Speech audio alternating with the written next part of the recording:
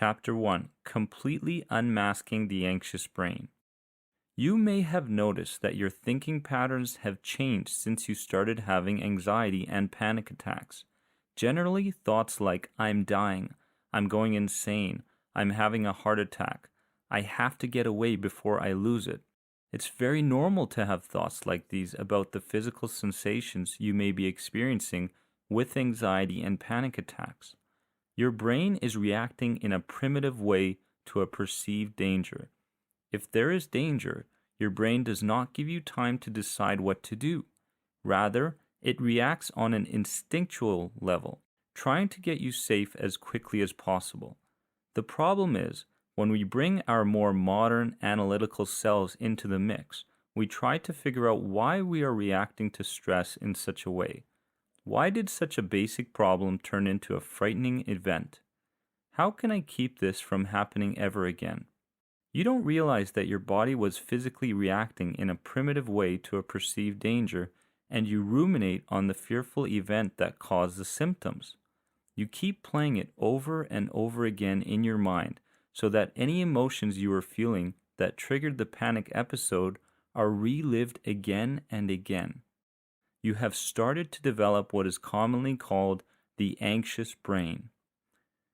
Throughout your life and all your experiences, you have unknowingly built up an understanding about the world around you, and you have learned how you react to certain situations. Imagine you suddenly react to something differently. You feel a tingling in your hands or your heart starts to pound. These are not the normal reactions you have to whatever situation you are in. So your mind starts to analyze and tries to figure out what the possible reasons could be for those physical sensations. As your brain is trying to figure out what the reasons are for these sensations, it is not likely going to immediately understand that you are experiencing symptoms of anxiety. It is more likely to start worrying about the more serious medical conditions that come with tingling hands and a pounding heart. This causes more anxiety, which seems to make the physical symptoms even worse. Eventually, you train your brain to search for any and all sensations that might signal a physical problem, which triggers anxiety, and so on. The more this happens, the more likely you will have a similar experience every time you have any type of anxiety or even panic episode. Even after you feel better, you will start to worry about what just happened and what situations caused it. You will start to avoid any situations that may or may not cause you to panic. You have successfully trained your brain into immediately thinking the worst in any situation, thereby increasing your worries and fears a great deal. So what's the fix? What exactly can you do to fix an anxious brain? The first thing you have to do is recognize and be aware of the chain of thoughts that cause your anxiety to peak. The anxious brain will misinterpret feelings in your body as a life or death scenario, making you feel worse and worse as time goes on. For example, you are out at the movies and you notice that you had a heart palpitation. Then you start to breathe quicker to try and calm your heart, which only makes your heart beat faster. The quick breathing dries your throat and makes it harder to swallow. Each of your physical sensations coupled with your anxious brain turn these into a panic episode before you even realize what is happening. As you get more frightened, your behavior might change. You might end up leaving the movie to go to a safe place, the bathroom, for example. The more you react to your physical sensations, the more your brain starts to think something really might be wrong. This is your anxious brain hard at work. What you need to do is be clear with yourself and tell your anxious brain that you simply had a heart palpitation. Stop the cascade of anxious thoughts before they even start. You also need to be aware that, unfortunately, you have an anxious brain. You are likely to experience things out of context to what they really are. Anxious thoughts are going to enter your mind, As long as you are aware of them right away, you can deal with them as they come. Kind of like bringing on an annoying relative with you everywhere you go. Your anxious brain is part of your life, but it is not the way you will be forever. If you begin to retrain your brain into thinking rationally about your physical reality, instead of blowing it out of proportion, you will eventually stop noticing every twinge, muscle. Chapter 2. Enough with all the lies about anxiety. I cannot tell you how tired I was of hearing the same lies over and over again from people that are supposed to be supporting us through our generalized anxiety, panic attacks, OCD, and other mental health challenges. Every day, I face a new anxious client who, because of the lies they've been fed through the many tools they try to use to find an answer to their problem, become much more confused and anxious as time goes by. And it stops right here and now in Chapter 2. But let's not forget the lies you create yourself as well, that stick like glue and lead you in a vicious, fearful cycle as well. Let's end the BS once and for all and begin getting honest with ourselves starting today. Lie number 1. Begin to think positive and your worries will completely disappear.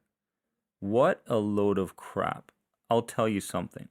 I was the most positive, anxious person on this planet, and yet my mind knew it was all a cover-up to what was really going on in my mind, subconsciously and consciously.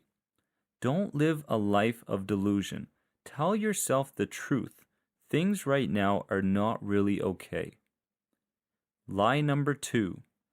Due to a chemical imbalance and your childhood environment, you are stuck with anxiety forever. When I heard this one, all I could do was find ways to cope. Through constant repetition, I conditioned myself that coping was the only option I had, and that I could never become the person I once was, which was free, social, caring towards others, and successful. Erase this out of your mind starting now. I, as well as many people I know, have been on the brink of not wanting to live another day, and have come back stronger and more grateful for life than ever before. Lie number 3. You have generalized anxiety disorder and experience panic attacks not because of you, but because of something or someone else. False. You are the reason you feel high levels of anxiety on a daily basis. You are the reason panic attacks occur in your life, and you are the only solution. Stop searching for a pill, herb, miracle technique, and so on, and begin getting to the root of the problem. Become completely fed up with your condition. Realize that this must change not tomorrow, but now, and follow a game plan that has worked for someone else religiously until you've changed your associations to what you fear. Lie number 4. I've been struggling with anxiety for so long that it will take just as long to recover. Wrong. Over and over, I've seen people just like myself struggle for years with crippling anxiety symptoms and other things related to a constant worrying and fear. And over again, I've seen people get their anxiety levels down to a level 2 or 3 from a 9 or even a 10 in a short amount of time. Time is on your side, and things will turn around quickly if you just remember how this feeling of constant worrying and panic attacks started in the first place, and that is simply by repetition. You were consistent in the way you bombarded your mind with fearful thoughts that are now controlling your every move, and just as you've done in the past, you can recondition new physical and mental programs that will show your mind that enough is enough. I know this was a little harsh, but someone once told me that in order to change something in your life, you need to start getting honest with yourself, and that's what I did. I wasn't okay with living an okay life anymore. I wasn't okay with having an okay relationship anymore, and so on. I will definitely show you the way to success over anxiety, but if you don't take the first step, don't expect anything to change, no matter how educated you think you are about your condition. Chapter 3: Your True Voice versus Your Critical Voice. Every one of us has a critical voice in our heads that says, "You can't do this." Do you know what I'm talking about? Just so we're clear, that critical voice is not you. So what is it then? This little voice is opposed to you succeeding at anything and is in fact the enemy. It wants you to lose and will try to talk you out of doing what is right. The time has come for you to do something different. Instead of listening to that inner voice, face up to it. Say to it, "Just watch me."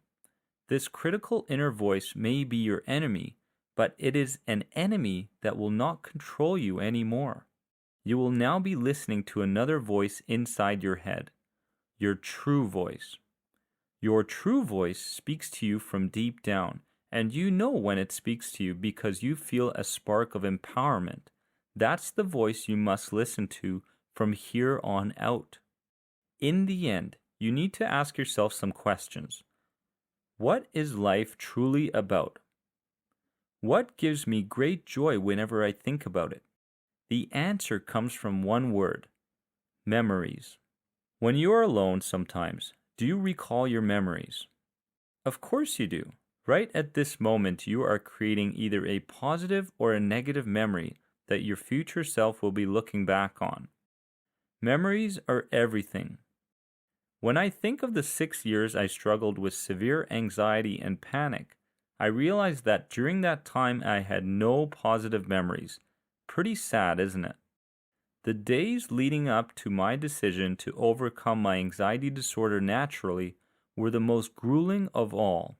In fact, I remember being intoxicated in my car thinking about which direction I should take.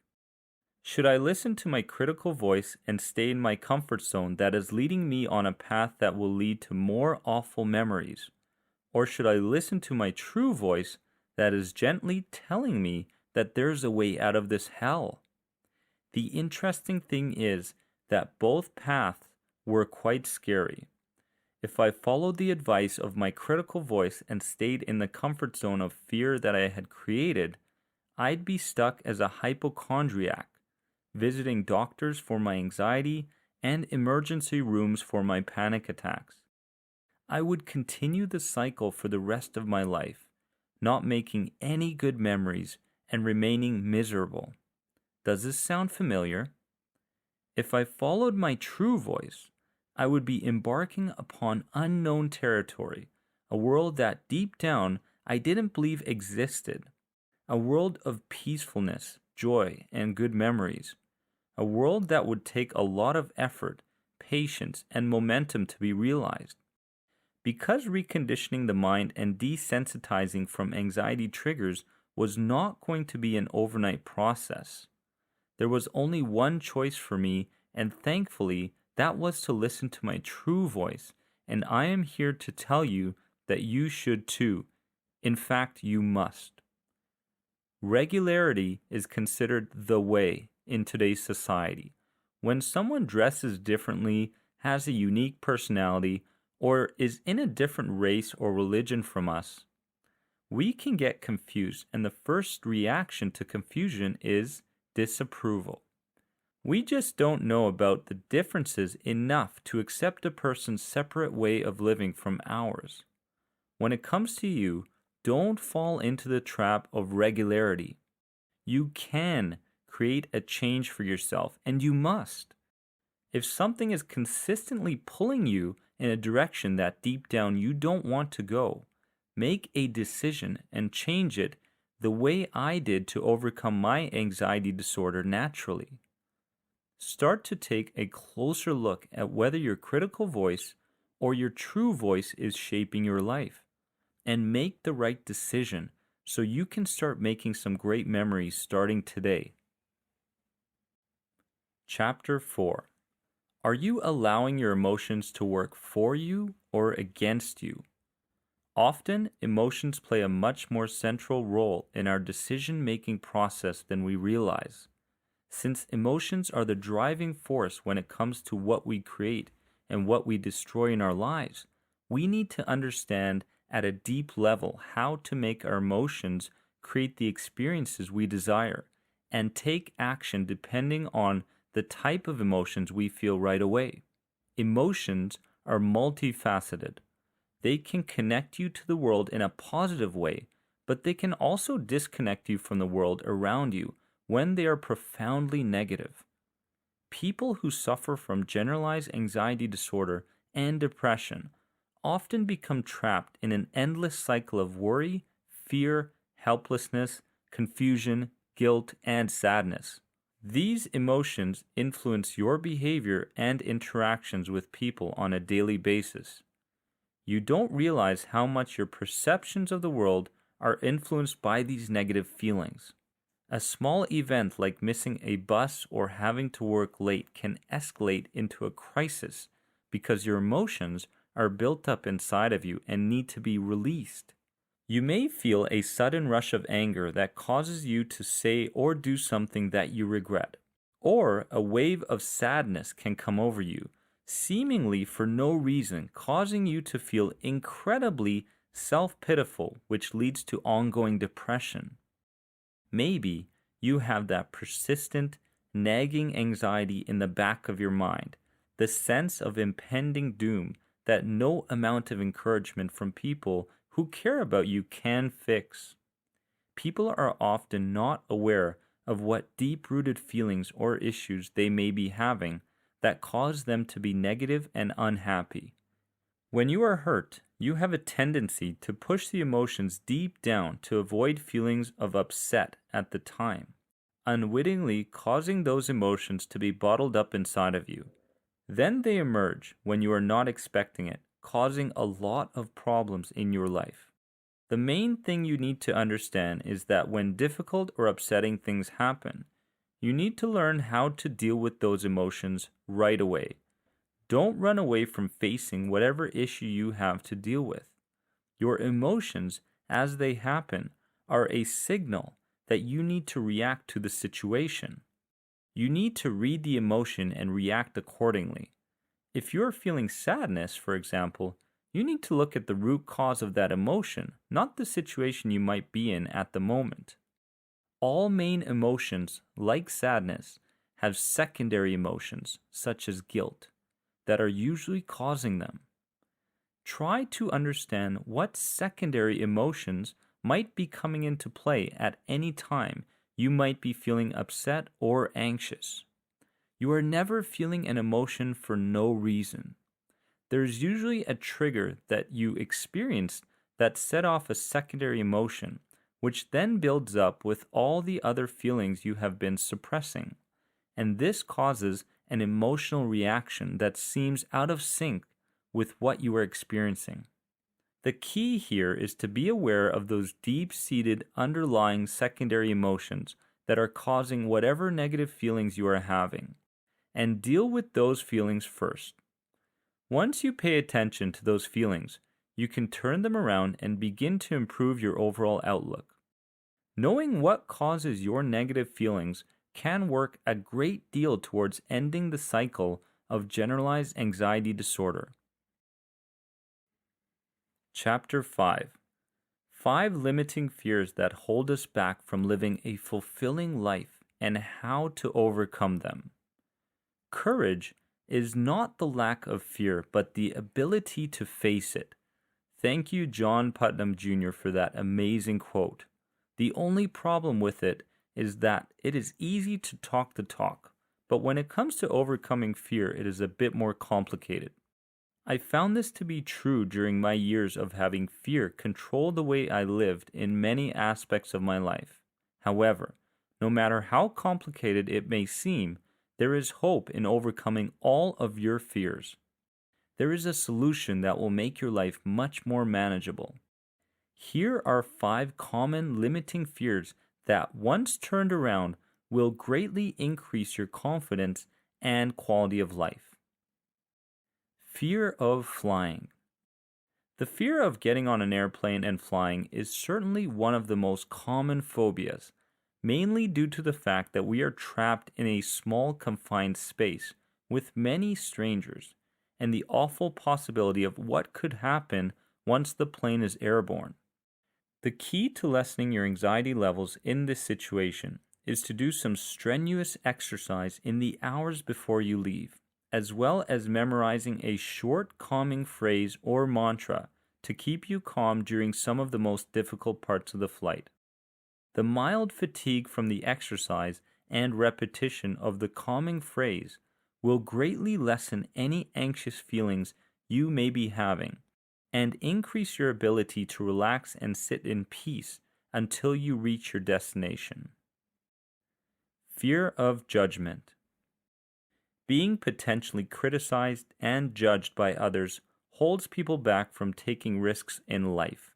Thoughts like, I shouldn't buy that outfit because people won't like it, or I won't dance to my favorite song because people might laugh at me or think I look weird. Well, I am here to tell you to buy that outfit and to dance your heart out. You need to take risks in life and worry less about what others think of you. You will find out quickly that people actually scrutinize you a lot less than you think they do. Think about what you do when you notice someone. Do you stare at them and comment and judge them in everything they do and say? You probably don't, and neither do others when they look at you. Besides, if you don't take those risks, then the rest of us will truly be missing out on the uniqueness of you, and we actually need that in our lives. Fear of failure. Have you ever heard the quote, if you knew you couldn't fail, what would you do today? I absolutely love it. After hearing that quote one morning a few years ago, I decided to take on the world and become the anxiety guy. Is it possible that I might fail? No, because I am helping people change their lives in a positive way, and so can you. You are not the only one to be held back because of the fear of failure, nor will you be the last. But I have one question for you. How much more painful will it be for you in 20 years, knowing you did not take action and do something you truly wanted to do simply because of the fear of failure? Try to live your life as if you want to have no regrets later on when you are older. Fear of driving. There are two possible reasons you may have a fear of driving. You have had a fearful episode in the past, such as an anxiety symptom or a panic attack while behind the wheel. Or you had a bad encounter or an accident because of other drivers. The truth is, now your mind is blowing the previous incident way out of proportion, and your subconscious has assessed the situation and has come to the conclusion that driving is a massive threat. And this fear is now in the back of your mind all the time. Just as quickly as your brain conditioned this fear response to your driving, you can recondition your mind to accept that those fears will not come true. This is done by building on the facts, consciously taking the time to understand that this threat is just not genuine and will not materialize, and slowly getting your confidence back with defensive driving practices, such as being fully aware of what is going on all around you. Start driving some short distances with someone along for the ride for some moral support. Then build up to drive longer distances when you're alone. Have a contingency plan ahead of time for what to do if your anxiety levels increase. Fear of death. This is the most common and difficult fear to deal with.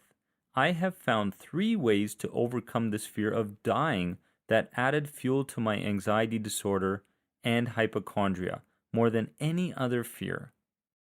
One way to overcome the fear of death for me was the realization and understanding that it is a part of the circle of life.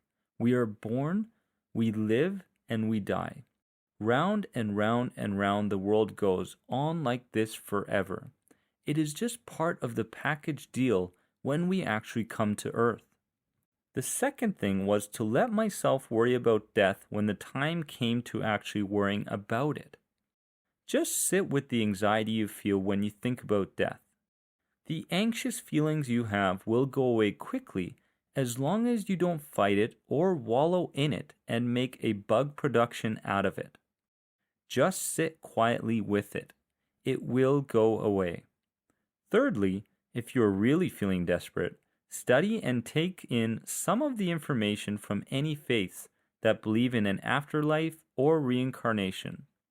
There's a lot of comfort in the idea that you are passing on to some other realm of existence or moving on to another life somewhere else. As Anthony Robbins reminds us all the time, problems are a sign of life. These fears are problems and are a sign that we are alive but living in a limited way in some areas. A systematic way of desensitizing your fears is always the least overwhelming way to overcome them, and I always suggest this step-by-step solution of starting small and working your way to the top. Don't ever think that you are weak or useless if these fears are holding you back. You just haven't fully understood that you don't have to succumb to your fears. You can actually step into them in small amounts and create a deeper understanding that slow and steady really does win the race. Chapter 6. The most common question I get about my previous anxiety disorder. I am often asked the question, how did you know that you were on the right path to ending your generalized anxiety disorder and panic attacks? I always give the same answer.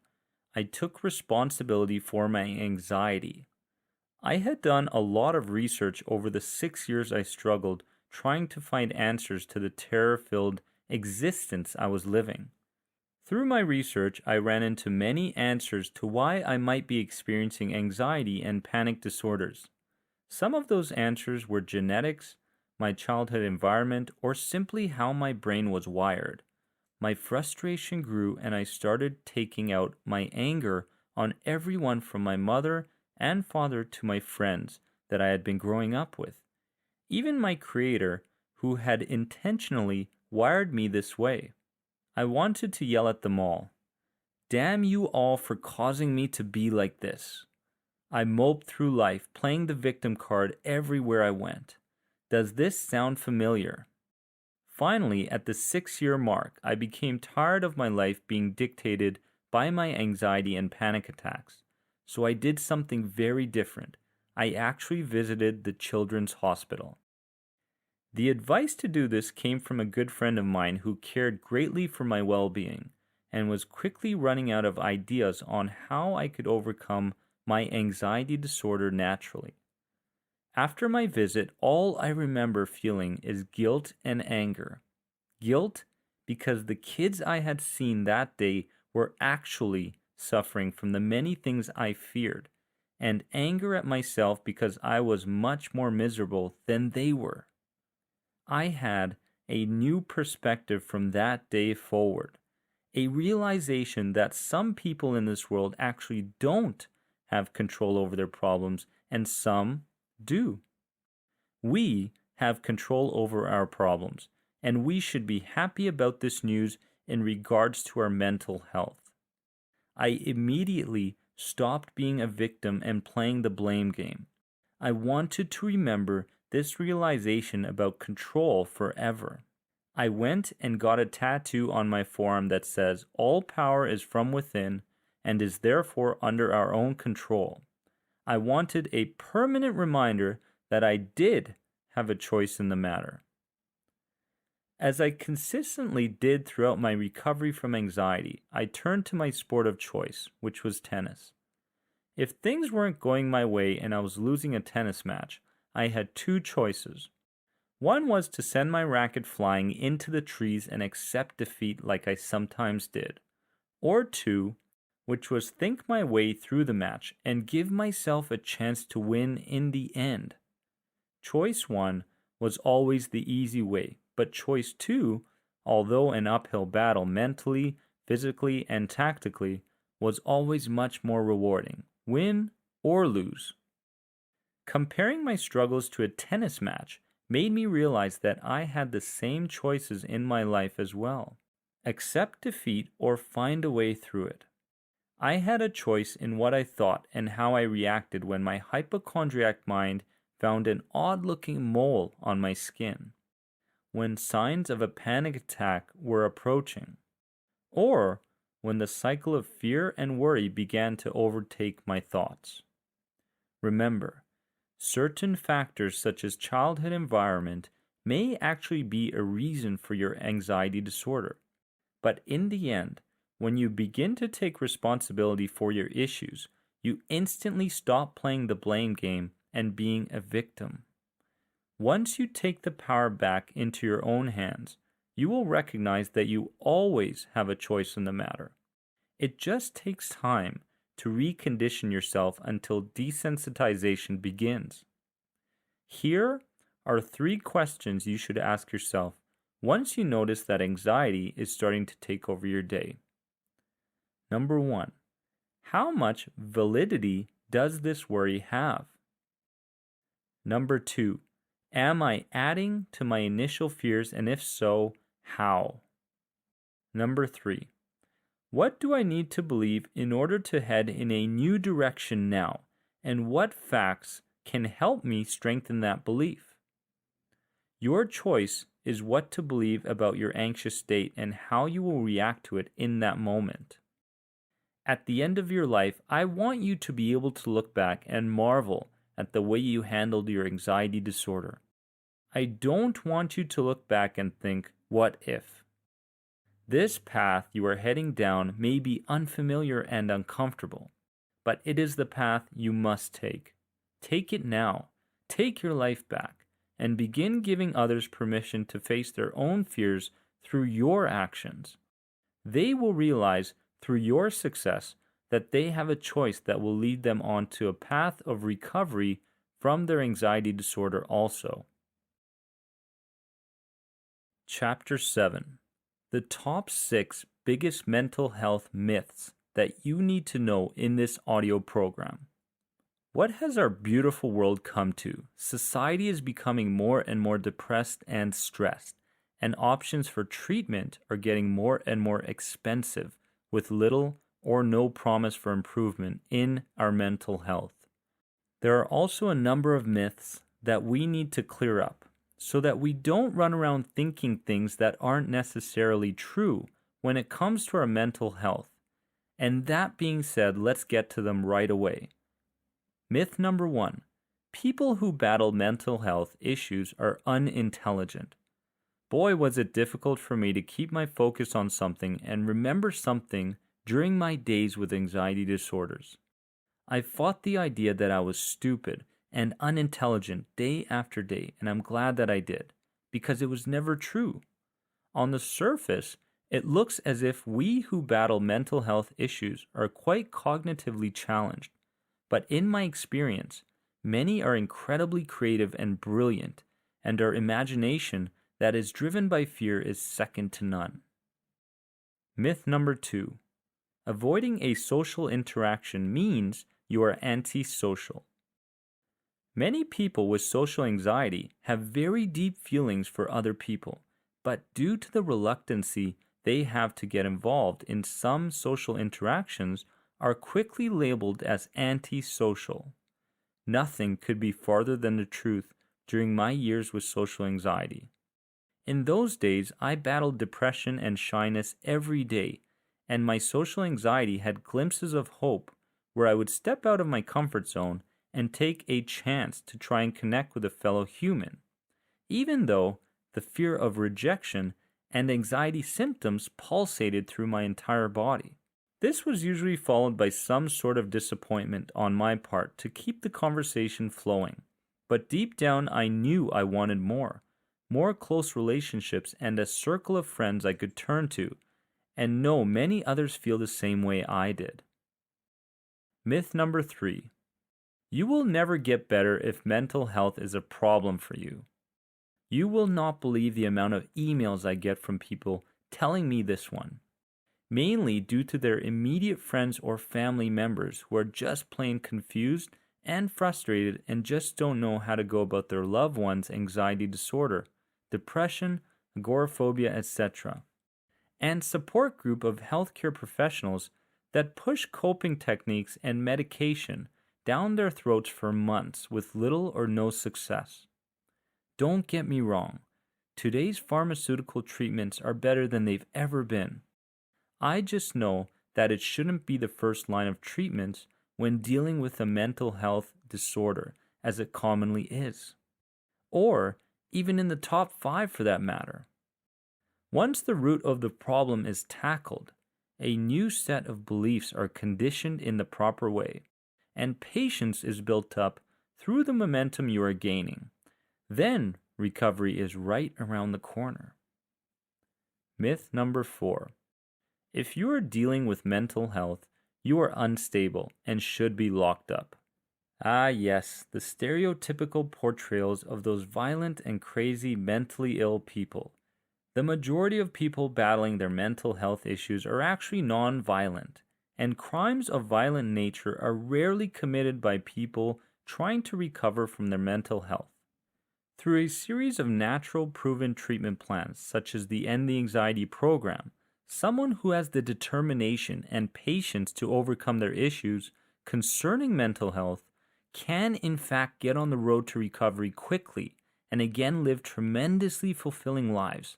Take myself as an example of this type of turnaround. Myth number 5. As part of the support group for someone with a mental health problem, I am useless and can't provide any kind of help. A friend of mine by the name of Michael did one of the smartest things anyone could do during his struggle with hypochondria and generalized anxiety disorder. Frustrated by the constant failure from his closest family members to understand his issues, he took a walk to the closest bookstore and bought the whole family a book on hypochondria, as well as how generalized anxiety disorder develops and persists. If you buy a program online, for example, on overcoming issues related to mental health, I truly believe that a good support team must be present and knowledgeable on the road to recovery, at least for the first little while. If you are struggling to get your support team on board, the best thing you can do is pass this audio program along to them. What pushed Michael to get his family educated about his anxiety disorder stemmed from the fact that he grew tired of the constant comforting one-liners, such as, "You'll get over it," or "Learn to suck it up." Much of the confusion about what the sufferer is going through will also be put to rest for friends and families. And if they truly care, they will take the time to become knowledgeable through this program, which will then lead to a much greater understanding, as well as an incredibly valuable tool on the road to recovery. Myth number 6.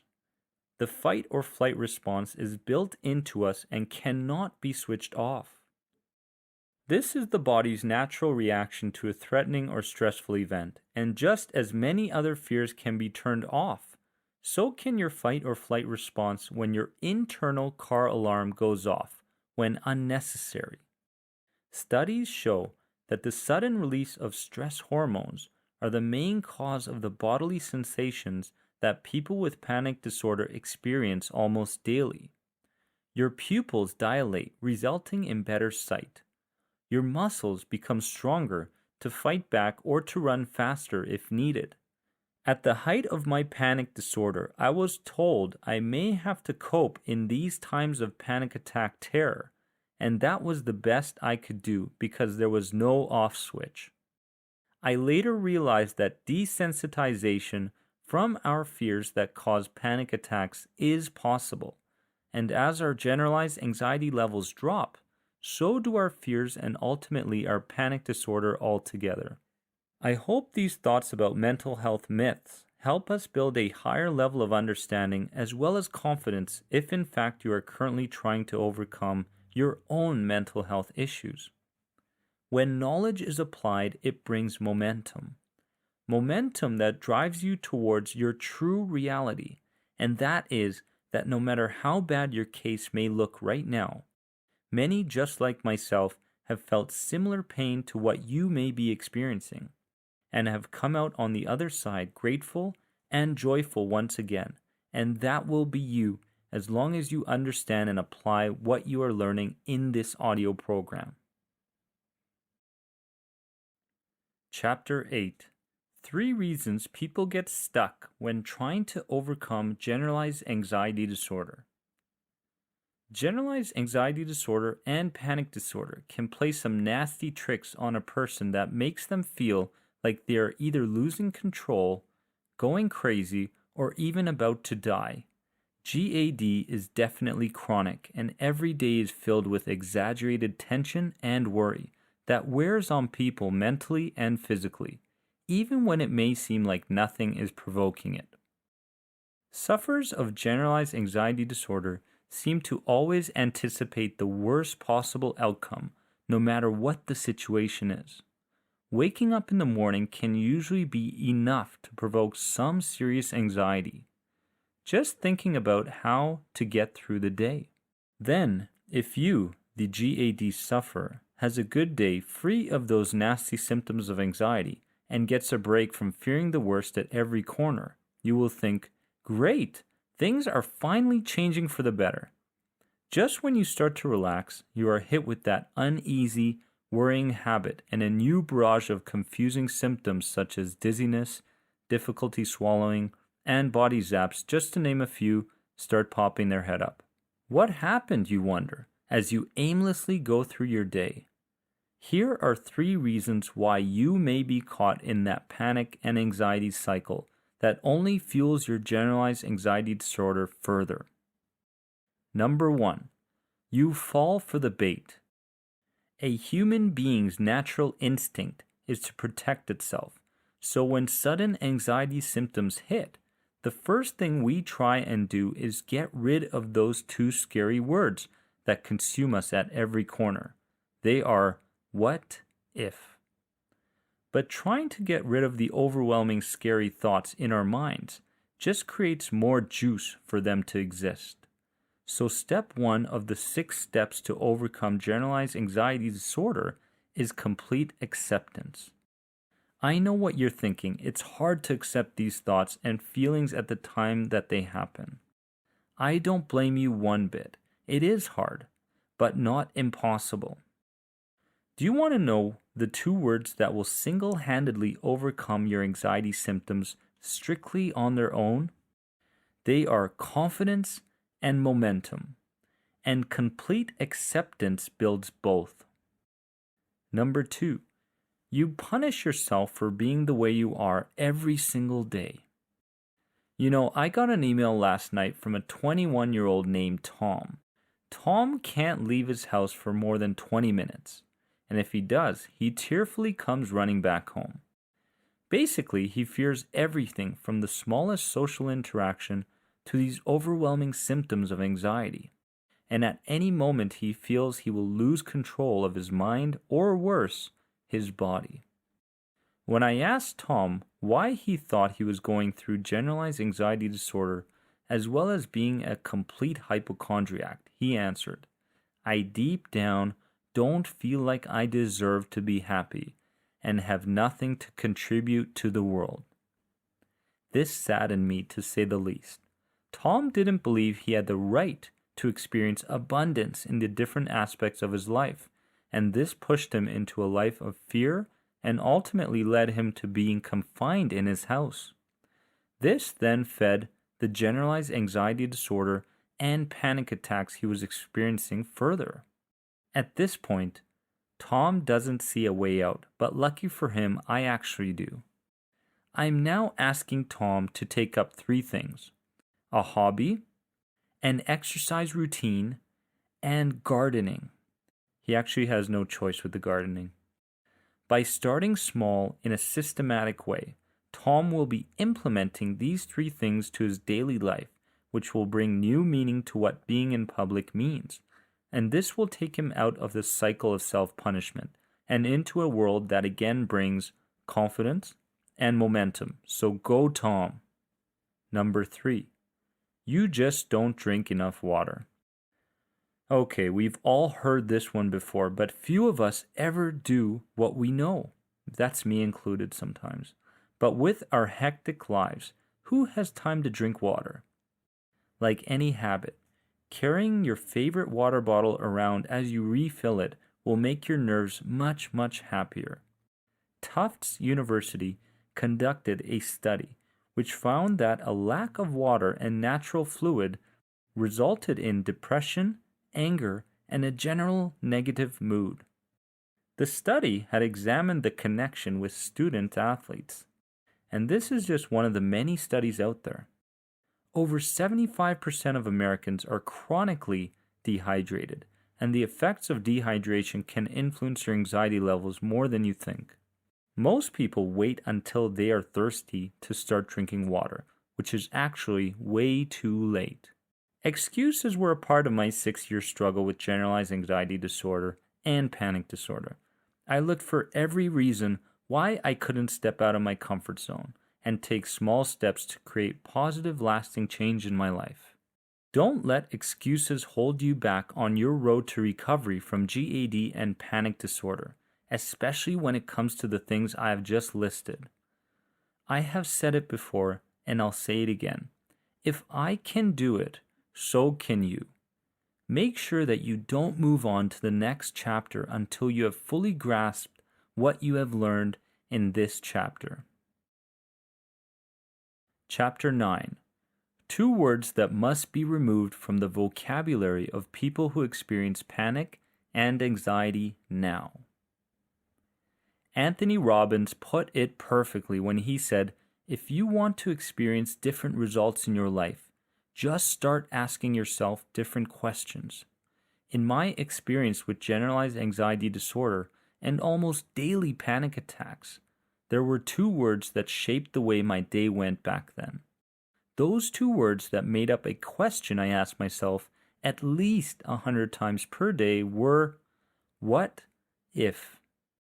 To give you a few examples of how I used these 2 very powerful words that literally brought me to my knees many times, I have to go back to a few scenarios that I can remember vividly. One was the shopping mall. What if I experience a panic attack like the way I did last time? Will people think I'm crazy?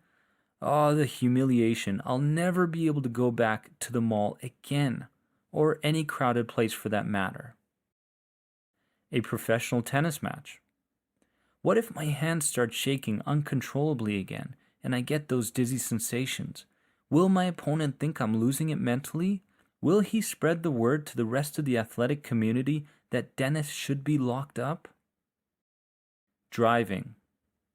What if someone cuts me off and my anxiety levels spike up again? Will I have to pull over and call the emergency again? Will I get in a crash? What if I have to pay that $300 emergency bill again in case I actually have a real heart attack this time? You see how the words what if dictated everything?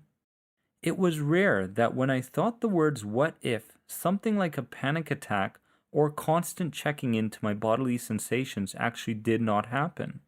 These are just 3 examples of when I used what if, but trust me, there were many, many more.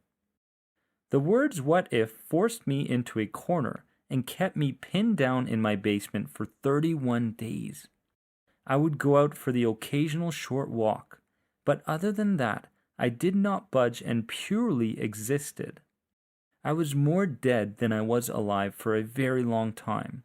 So what did I do? I started to change my what ifs to a set of words that were just as powerful, just as intense, which in time changed what I associated to what I used to fear. Just by using these 3 words in the comments I made to myself when a feared situation came up, I gained momentum in the right direction. The 3 words I started using instead of what if were ride the wave. During my anxious times, I moved my family to Bali, thinking that a change of view and attitude would cure my problems. When I was in Bali, I would surf quite a bit and realized that when I surfed, it was one of the only times I was thoughtless. Nothing could bother me. I was just riding the wave without the thought of what if I fell off the board, what if there was a shark, and so on. I was free. I didn't add fear to the experience at all. I just kept riding the wave. I started applying the term ride the wave to my anxiety and panic, and it worked. I started using these comments to myself rather than asking a fearful question. For example, if I experience dizzy sensations at the shopping mall, I'll just ride the wave and not add any tension to the experience. Or, I'm on this plane now and I'm feeling jittery. What if this plane crashes? Well, I'll just ride the wave and experience this feeling, but I won't add anything to it as I cruise through these feelings. Eventually, I became disinterested in the what ifs and I didn't add to any initial fears I had. Did it take time to recondition this? Of course. Doesn't anything take time when you want to create a lasting change? Turn your what ifs into comments to yourself using the words ride the wave and change your entire perspective starting today. Chapter 10. The top 10 things you should never say to a person with generalized anxiety disorder. Now, this chapter is really important for people that are family members or a support group for the person that is suffering from an anxiety disorder. There are some things that you just need to hold back from saying when it comes to communicating effectively with someone with an anxiety disorder. Although anxious people hear these kinds of comments and questions quite often, they don't get any easier to hear as time goes by. If you are part of a support network, listen up, because here are the top 10 things you should not say to someone who suffers from anxiety. Number 1, you look worried. Anxiety sufferers will be thinking, if I don't worry, how will I keep everything under control? They feel like if they don't worry, then mentally, emotionally, and physically, they will be stuck in the unknown, a world that is very uncomfortable. Worrying is a coping mechanism that anxiety sufferers rely on, one that will diminish as they become more in control of their physical and emotional sensations. Bringing attention to the worrying, however, only makes it worse, so it is best to leave it alone if you notice it is in someone. Number 2, how come you're so quiet? This is the one I feared the most when I was struggling with social anxiety. Deep down, I knew who I really was, and that was a social, upbeat kind of guy. But on the surface, I was quiet and unapproachable. Realize that the person you are speaking to is being calm and collected because that is their choice. They do not have to live up to your expectations on how they should behave. Let them come to you when they feel comfortable. Number 3, I think you need a drink. Hello, do you know what alcohol does to my nerves in the morning? If someone looks uptight or stressed, try not to make it worse by offering something they might find potentially harmful. Number 4, don't worry, stress is normal. Really? Is it normal to be stressed and anxious about going for a walk in the hope that my heart won't explode? Stress and anxiety is normal, but the amount that anxiety sufferers go through on a regular basis is nothing to be underestimated. Sometimes, making light of something that is a big deal to someone can be very insulting and difficult to hear. Number 5, have you gotten it checked yet? I don't know about you, but as a hypochondriac, I would be focused on a mole on my body or the lump in my throat, and I was constantly at the doctor having these checked out. This question just fuels a person's anxiety because it reminds them of the many unsuccessful attempts they have gone through trying to get someone from the medical profession to take them seriously. It feels like opening an old wound in a way. Number 6, I had a panic attack once. Please. Number 7, why do you go to the bathroom so much? Frequent urination is quite common with anxiety. I remember being extremely nervous the moments before being taken to our seats in a restaurant because I had to take care of business every 15 minutes during the times of extreme stress. If we didn't get seated close to a bathroom, I might as well have worn a diaper. Embarrassing, right? So why bring it up? Number 8. Dude, your hands are shaking. Have you ever avoided reaching for your glass of water on the table due to the fear of people seeing your hand shake? Well, whenever I got caught up with shaky hands and was told that was happening by someone else, all I wanted to do was crawl into a hole and die. It's another embarrassing symptom that I really didn't want anyone to bring attention to. Number 9. Think positive thoughts and you'll get through it. Okay, I'm all about positive thinking and spreading happiness everywhere I go. The problem is that positive thinking rarely gets you through a cycle of fear, adrenaline, fear, once it has kicked into high gear. So thanks for the idea, but it doesn't really help fix a panic attack. Number 10, man up. I just simply want to talk about this one quickly, and honestly, if you are listening to this audio program right now and you are a support team for the anxiety sufferer, it's very, very important for you to understand that these anxiety sufferers are some of the most bravest people that I know. I've gotten to know thousands of people from around the world through the End the Anxiety program, and I feel like they just need a chance. They need a very good support team. So the best thing you can do is memorize all these things that I've put out for you and not try to fuel their anxiety any further. The best thing for you to do is help and become educated about the problem. On to the next chapter. Chapter 11. The Cold Hard Truth About Depression and Antidepressants. I recently read some rather depressing medical news, and that is that antidepressants don't work. What's worse is that we have all been conned by the FDA and the pharmaceutical industry telling us how much they do work. We all know what a common problem depression is in mental health. It is well on its way to becoming the main cause of long-term disability in the US.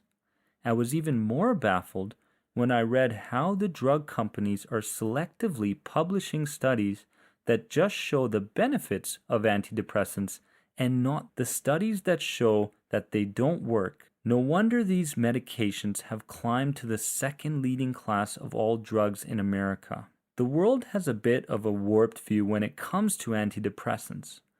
What do the actual studies say? That if you take a placebo, a sugar pill, that you have an 80% likelihood of improvement.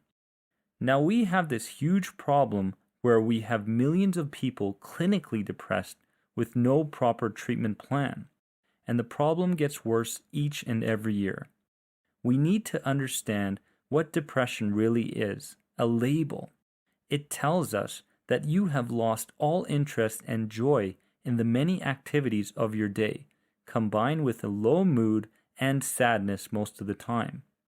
Sleeping is difficult. You feel hopeless, and you have a difficult time making decisions.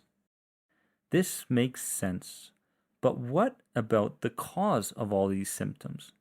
Is it simply just a matter of brain chemistry, or is it your lifestyle? This is not a problem with a one-size-fits-all solution. Each case actually needs a different approach. But that is not what we are told, is it? If the statistics say that 1 in 10 people are currently on some form of antidepressant, and that the intake of these drugs have tripled in the last decade, it just tells me one thing. There is a group of people sitting around right now making more money than you can imagine, laughing at all of us all the way to the bank. What's becoming more obvious to me is that we are only getting the evidence that the drug companies want us to have, and that doctors and patients are getting more and more deceived by the day. This leads to millions of confused people taking antidepressants, suffering further, and getting poorer. Our trust in science has sadly come to an end, and what is making us sick is also making us more depressed. This is important. I have a friend named Carol, and she suffered from anxiety and depression for years, going from drug to drug, trying to find a cure. Eventually, she found out that the underlying cause of all her problems was food allergies. That's right, food allergies. That was the cause of her long struggle with anxiety and depression. When she took care of the food allergies, her depression went away. She lost weight and got her life back. Now she feels and looks amazing and has thrown all of the pills that she was taking away. This is just one single case. Many other cases have shown that when heavy metals such as mercury are detoxified from our blood, depression can be lifted as a result. What does this tell us all in the end? It tells us that we must fix the cause of the sickness, not to try and manage the sickness itself with pills. Chapter 12. 13 Reasons People Become Clinically Depressed and How It Can Be Turned Around. Having clinical depression can affect all aspects of a person's life. Strangely enough, during my days of dealing with depression, waking up in the morning itself was tiring, even after a good night's sleep. Our self-esteem and self-confidence takes a beating, and the dark, gloomy cloud that hangs over the heads of people that are going through depression, unfortunately cannot be wished away or just float out of their lives somehow. First, let's look at some of the reasons why people get themselves into a clinically depressed state, and then look at what has worked for myself as well as other people that I work with. Reasons people become depressed. Becoming isolated. It's just natural for human beings to want to be around people. If the option of meeting that significant other and starting a family is there, we feel fulfilled. But if it's not an option, we at least want to feel the closeness that friends, coworkers, or certain social groups give us. The feeling of being isolated appears when we feel that we just don't belong, and this is a major reason why people feel depressed. Medications. Let's remember that antidepressant medication and clinical depression in general is still very poorly understood. But if you are on some kind of antidepressant, consider yourself one of the lucky ones if you don't experience side effects such as the one written on the back of my old prescription. Fluoxetine may cause some people to be agitated, irritable, or display other abnormal behaviors. It may also cause some people to have suicidal thoughts and tendencies or to become more depressed. Chronic stress. If you are dealing with chronic stress and anxiety, it may be contributing to your disrupting normal patterns of behavior, which can then lead you down the road of depression.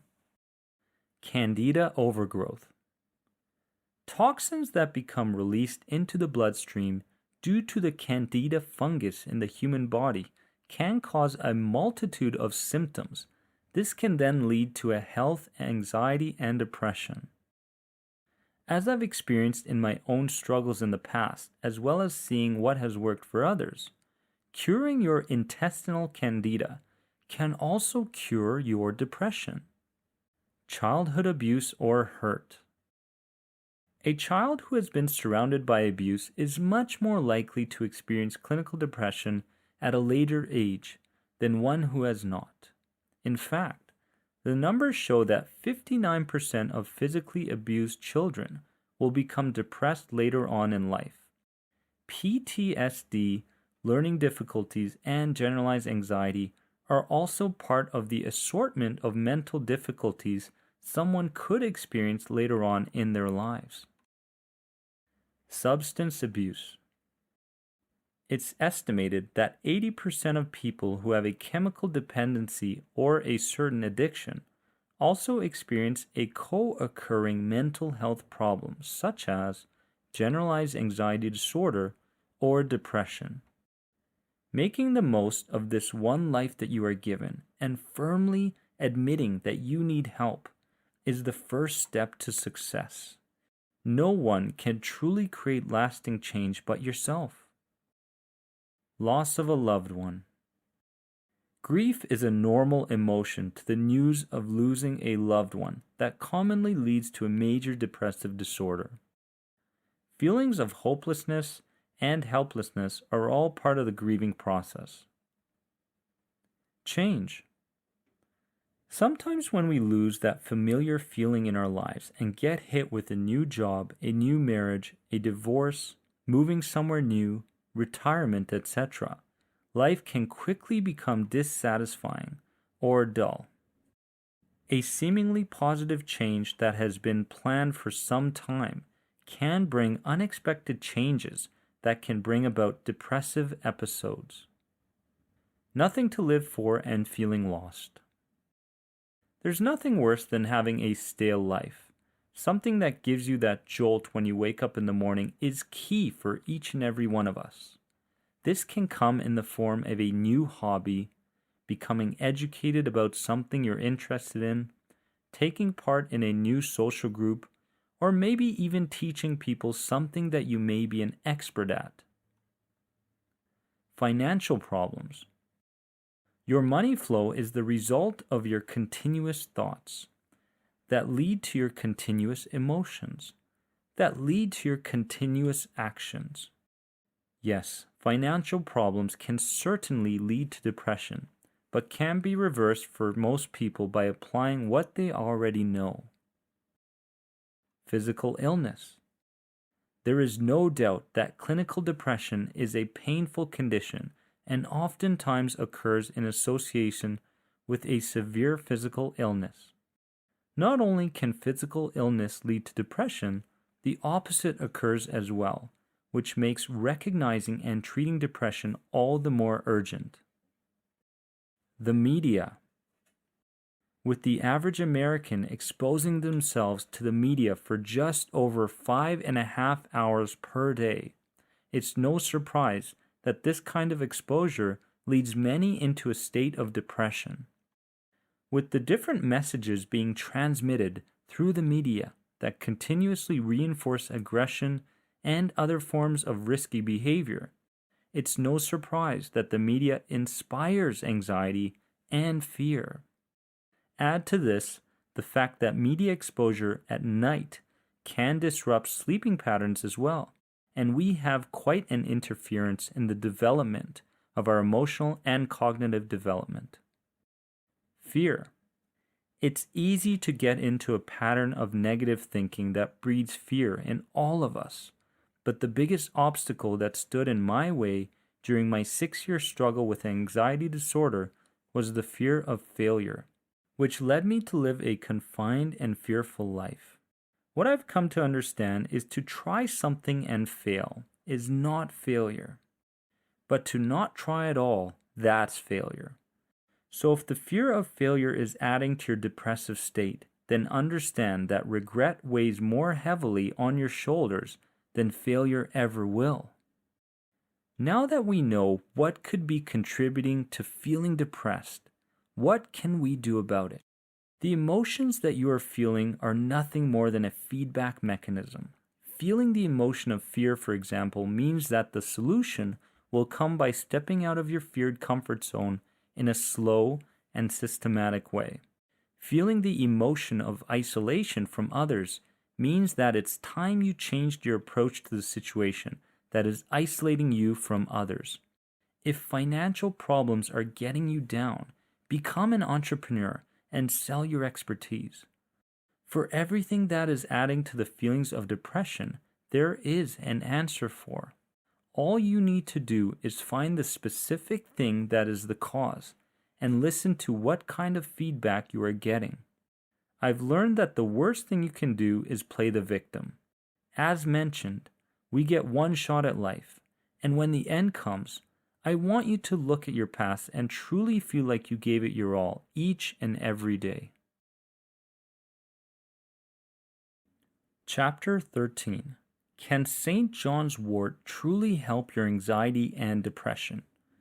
Here's my short review on this yellow-flowered plant known as St. John's wort, and the pros and cons when it comes to trying to use it against depression and anxiety.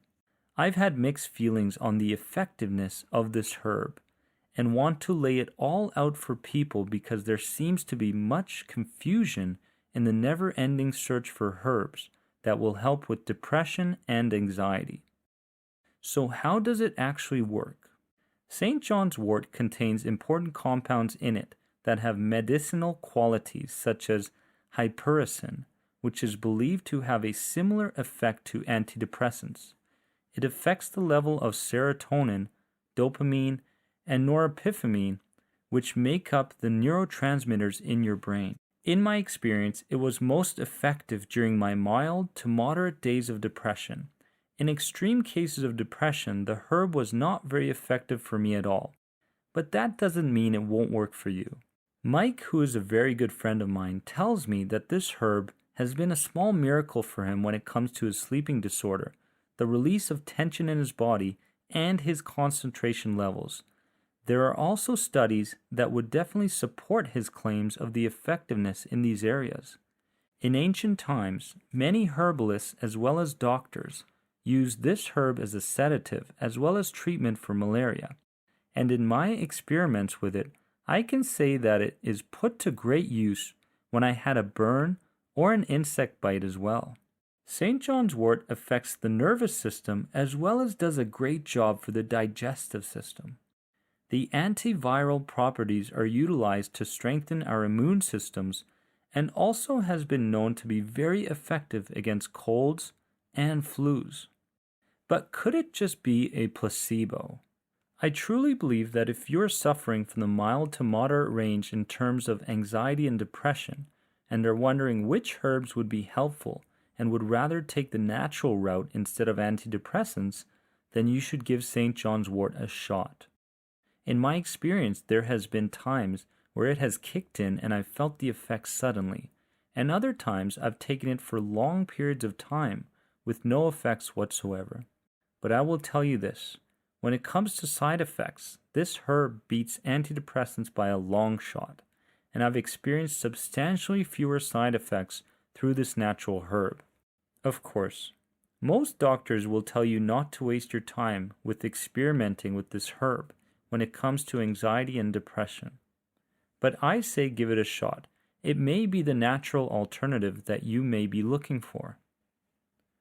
Would I ever take it again? Definitely. Due to the effects St. John's wort has had on my mild to moderate depressive symptoms in the past, there is no doubt this would be my first choice for this solution. For depression, the standard dose of 300 milligrams 3 times a day worked well. But keep an eye out if it starts to bother your stomach, and I definitely don't suggest taking 500 milligrams twice a day or 600 milligrams once a day. Spread it out in small doses and remember to take it with food. How long did it take before I noticed any changes? In my experience using this herb against depression, it took about 4 to 4.5 weeks for St. John's wort to really start kicking in.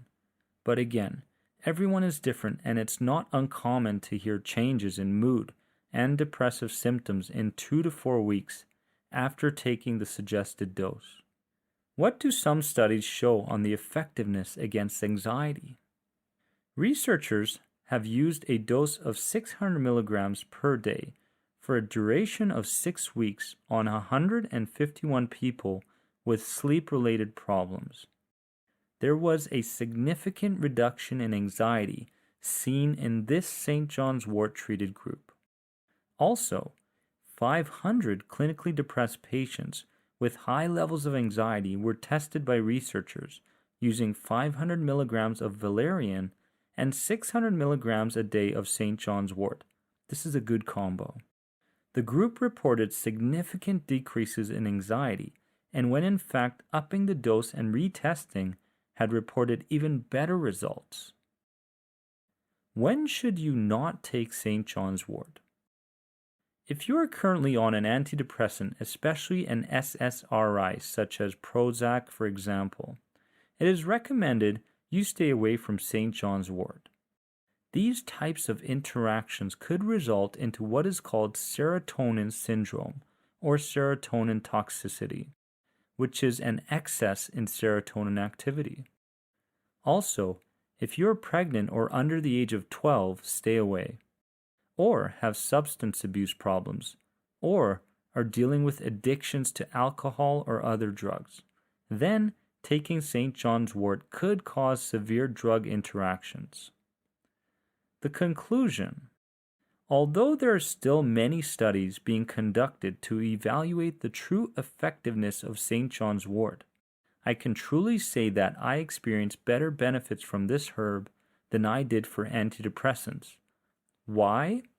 I'm really not sure. Maybe it was the idea that I was taking something natural and didn't have the fear and confusion of taking something artificial and chemically that was doing who knows what to my body. I also thought it would be worthy to mention that I use this herb in tea form as well as pill form. Not sure which was better, but again, try them both and see. In conclusion, St. John's wort gets 2 thumbs up from me when used for mild to moderate depression and anxiety, but of course always used as an effective sidekick as you tackle the root of the problem. Chapter 14. The top 10 reasons the majority of people are bored and unfulfilled. Have you perfected the part of you that puts on a happy face for people so they don't have to realize how unhappy you are? Have you resigned yourself to the idea that even though you want so much in your life, better friendships, increased energy, time for yourself and your family, you will never feel completely fulfilled? You need to realize that although you may feel like you have reached the point of no return and have no willpower to follow through with anything, you actually haven't. You have the ability and the will to create the changes in your life and start them today. You are not alone in your struggle. Millions of people are trudging through their lives, tiredly going through the motions, and not really experiencing the beauty of life. What is going on with our society that causes so many people to feel lost, unfulfilled, and worthless? Let's look at a few reasons right now. Number 1, you feel lost and have nothing in your life to work towards. Do you have a project that you are currently working on that makes you want to jump out of bed in the morning? If not, you need to find one. Maybe thinking of the wonderful feeling that you will have when you lose those extra pounds you have packed on, or finish that kitchen project you have been putting off. Maybe you have an idea for a side project at work that will bring in some extra income. Whatever it may be, you need to target something that you can do to make your days a bit more worthwhile. Like the saying goes, if you aren't growing, you're dying. Number 2, you watch way too much television. One of the best things you can do for yourself is to get rid of your TV. It will give you time to read, research things that interest you online, and spend more time with your kids. When your workday is over, recondition yourself to think about more options rather than mindlessly sitting in front of the TV. Engage in your life and get doing things you wouldn't normally do. Remember, no excuses.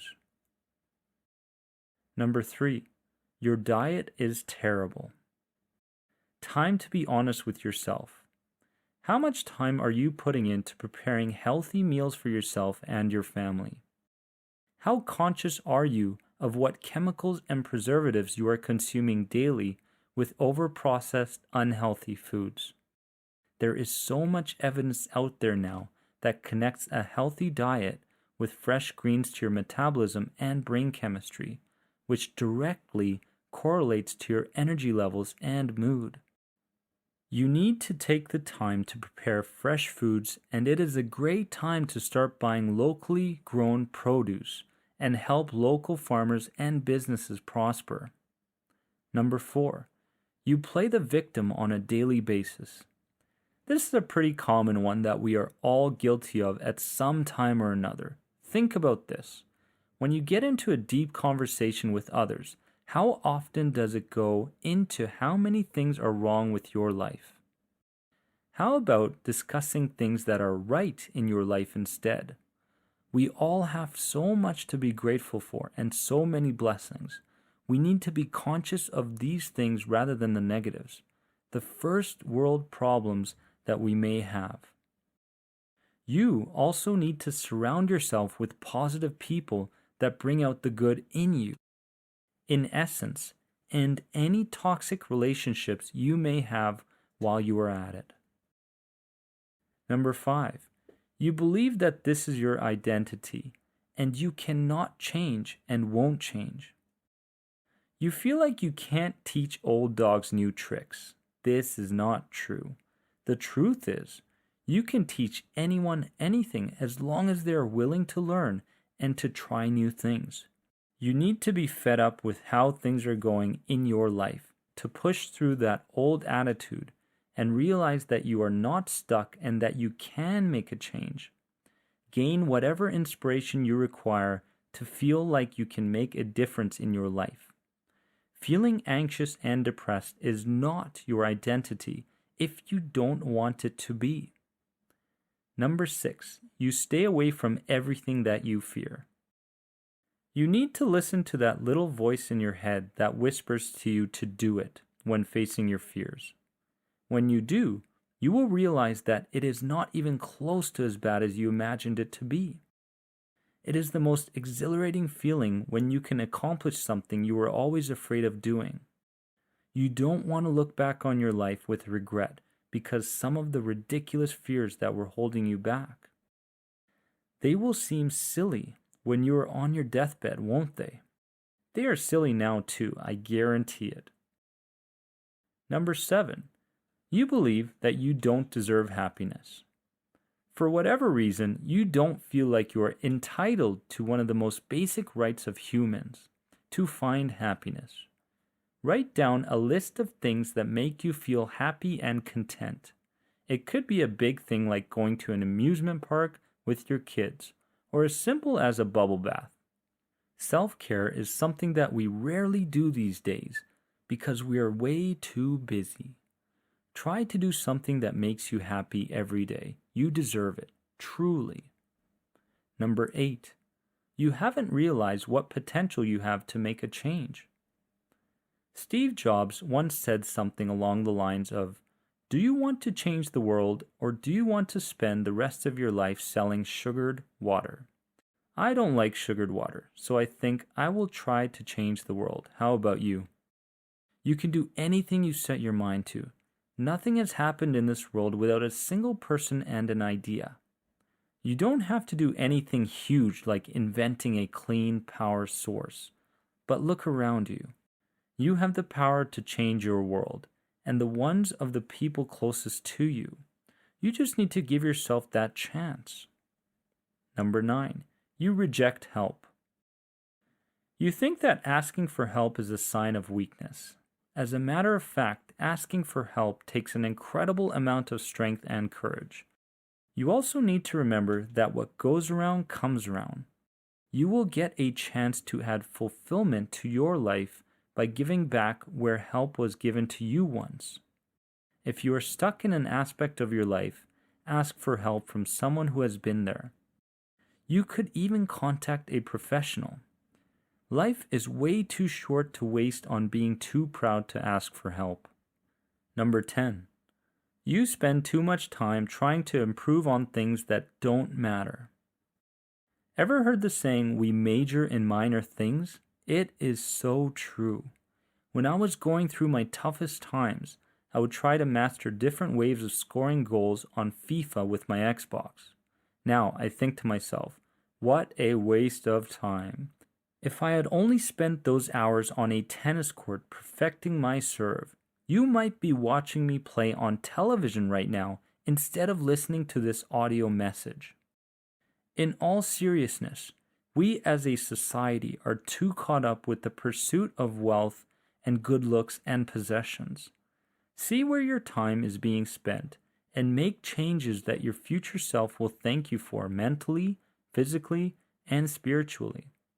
You need to improve on the things in life that matter, where you will find the deepest fulfillment and rewards. Look into improving yourself. That will make all the difference. Let's move on to the final words. Fueling our anxiety and take consistent action through our thoughts and actions, we can bring our anxiety levels down to a manageable level. If you have any questions, make sure to contact me through the Anxiety Guy website. I look forward to any questions and any answers that I can provide for you. And for now, listen to this audio over and over again until it becomes permanently embedded in your mind, and begin applying and making a change in your life starting today. I'll talk to you soon. Take care.